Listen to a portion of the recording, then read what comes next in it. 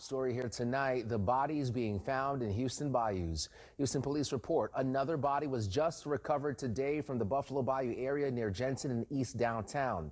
So if you've been watching and keeping track alongside us, that is 4 bodies recovered in 4 days. Today is Thursday. And sadly, a U of H student has been identified as one of the bodies recovered from the Brays Bayou area on September 15th. That's Monday. She was reported missing days before. Sherman DeSell has been covering this story for a couple of days now. And Sherman, it is scary stuff here, but just kind of fill us in on what we know so far. Yeah, it's definitely a cause of concern for a lot of our viewers. And many have made some speculations online about something maybe more nefarious happening here, and that's understandable. Our Fox 26 count is now at 13 bodies found in Houston bayous this year by law enforcement and first responders. Remember, the 22 bayous are spread out for miles, so it's a lot of ground to cover, and that comes with tough investigations. Here's what we know. HPD confirms a male body was recovered from Buffalo Bayou on Jensen Street in Edo on Thursday. Our camera caught officers and a dive team on the scene around 3 p.m. There were reports of a man jumping into the water there. We're waiting to hear more on this. And remember when we reported 2 bodies recovered from local bayous on Monday, September 15th? One of them was identified as 20-year-old Jade Sage McKissick. She was a U of H student, reported missing on September 11th, last seen that day near the 3700 block of McGregor by a restaurant. She was a junior communications and advertising major.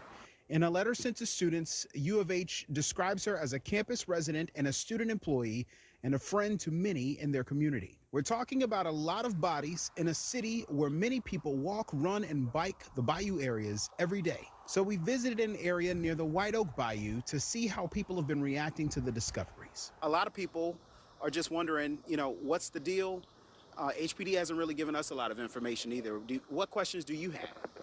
I mean, is there like somebody paying attention to these? Like, is there like more details to investigation? I don't know. It's just kind of like scary at this point. When it's that many coincidences. There's not such a coincidence that happens multiple times. There's long-term plans and there's short-term plans. I would hope that the short-term plans are in effect, and something is being done. Someone's patrolling, or someone's watching over cameras or lights, or anything's being done right now.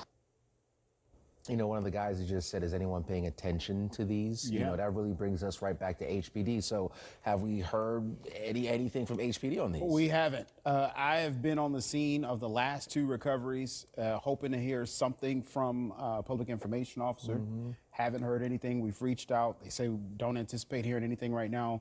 We did reach out to the county forensics department to see if they'd be willing to say something. They didn't give an on-camera interview, but we are requesting more details from all of these instances, especially in the last couple of days. So all right, y'all. Hey, welcome back to Everyday News with JR. So this story right here, it's probably a serial killer or a couple serial killers roaming Houston that haven't been caught yet, because you remember, let me refresh y'all memory about I-45.